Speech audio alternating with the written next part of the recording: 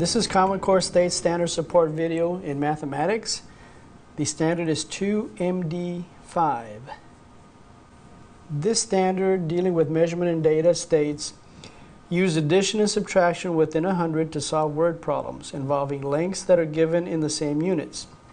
Example, by using drawings such as drawings of a ruler and equations with a symbol for the unknown number to represent the problem. Now, what's interesting here is that there's a related standard over in the operations and algebraic thinking strand.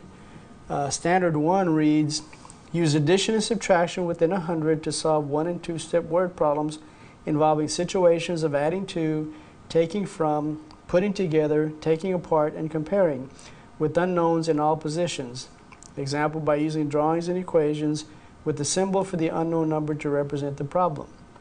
Again, notice there is quite a bit of similarity between this standard and the one that we're dealing with in measurement and data, which is really a more specific application of this other standard in the other domain.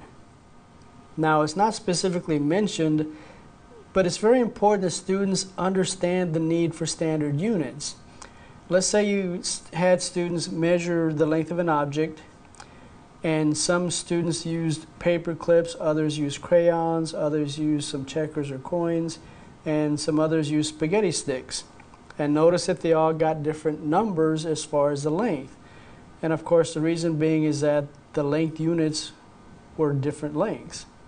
So that creates a problem because, some are saying it's a length of 4, some are saying it's a length of 6, and so forth. So we need the same unit to be used by all students to get the length measurement. And so, of course, here's where the idea of the standard unit of, say, an inch comes in. So you'd want students to have some kind of manipulative that's an inch long, some kind of strip of cardboard or whatever you come up with, and just label it 1 inch so that the idea starts becoming more familiar to the students that we're dealing with a measurement, a standard unit of 1 inch. Let's take one more scenario to again instill this idea of the need for standard units. Let's say the question is, well, what's the length of the classroom? And let's say, okay, the teacher is going to be one of the folks that steps off the distance and then deliberately choose the shortest student in the class as the other person to walk off the distance. And let's say that the teacher took 17 steps across the room, but the shorter student took 25 steps. Now, the unit being used is the same thing, steps, but the teacher's steps are longer than the student's steps, so they did come out with a different number as far as the length. So again, bringing in the idea of a standard unit.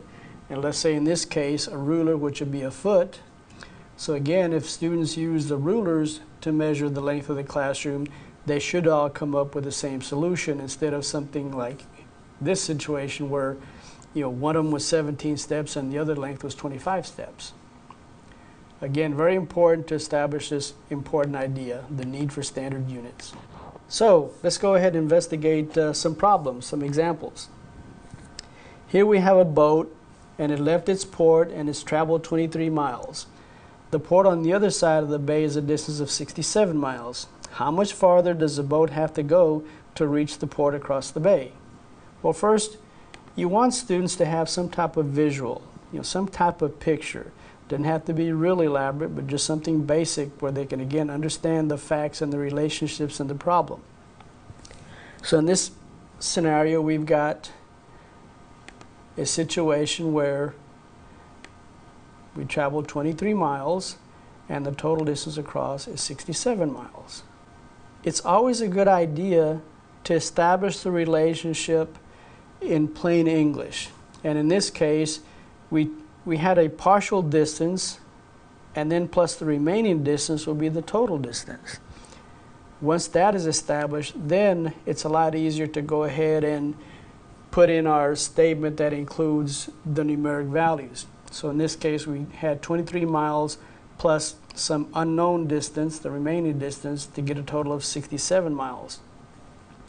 Notice that we didn't try to force fit the equation or the relationship to match what the operation was going to be. Just go with what the logic says, and the operation that's going to be used will take care of itself. Let's take a similar scenario. This time a boat left its port and traveled 18 miles. They stopped to watch the whales. Okay, well, the whales went away, so they decided, okay, well, let's keep going. So then they traveled another 27 miles to get to the port on the other side. So how far is it from one port to the other? Again, you want the students to draw some type of physical, visual representation so they, again, can see what the relationships are going to be. And in this case, traveled 18 miles and then another 27 miles. And so our unknown is, well, how many miles total is that? We write our logic statement, partial distance plus remaining distance equals to the total distance. And then we establish the numeric equation, 18 miles plus 27 miles is equal to an unknown number of miles. Then the students can solve the problem and actually do the addition and fill in their solution into this symbol here for the unknown. Let's try a different scenario. Students are pretty familiar with football. In this case, okay, Miguel threw a pass from the 15-yard line to the 39-yard line. How far did he pass the football? Again, very important that the students have some type of visual representation. So in this case, okay, from the 15-yard line to the 39-yard line. And then we fill in the rest of the information, the 15 and the 39. Now the logic here is very important. It's something very common that students will deal with in the future. And that's the basic idea of how to get distance, which typically would be that you would take the starting point and subtract it from the ending point. Again, a very important logic. Need to write that down, and again, something that students need to become very familiar with. That if I take the ending point and subtract the starting point, that'll give me the distance or the distance traveled. So in this case, now we just fill in the numeric information. We have 39 yards for the ending point minus the 15 yards as far as the starting point for him throwing the pass. And then all we have to do is do the subtraction to get our solution. And again, fill it into the symbol that we use for the unknown. Let's try one more example. When Michelle's family moved into their new home, there was a tree in the backyard that was 4 feet tall. And then after 15 years, the tree grew 9 feet. So what's the new height of the tree?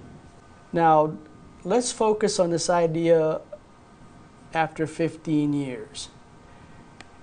And this is in here for a very deliberate reason.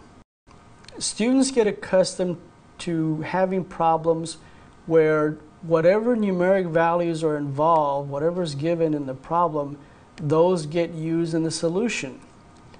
But when they start experiencing problems where there's extraneous information like we have here, then there's confusion. So doing something like this earlier on starts giving them that experience. But what would really help in this case would be when they do the visual representations and they set up the relationships, their statements, that eliminates that problem. So like here, okay, here's the original tree was 4 feet, okay, and then it grew 9 feet, so there's that information.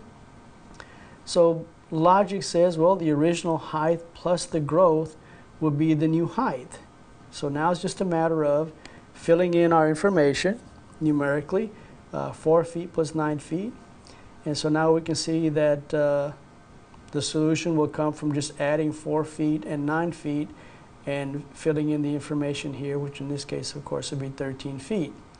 Now, by doing all this, I've eliminated the confusion of what to do with this, and kids start to realize that, hey, well, that was just extra information.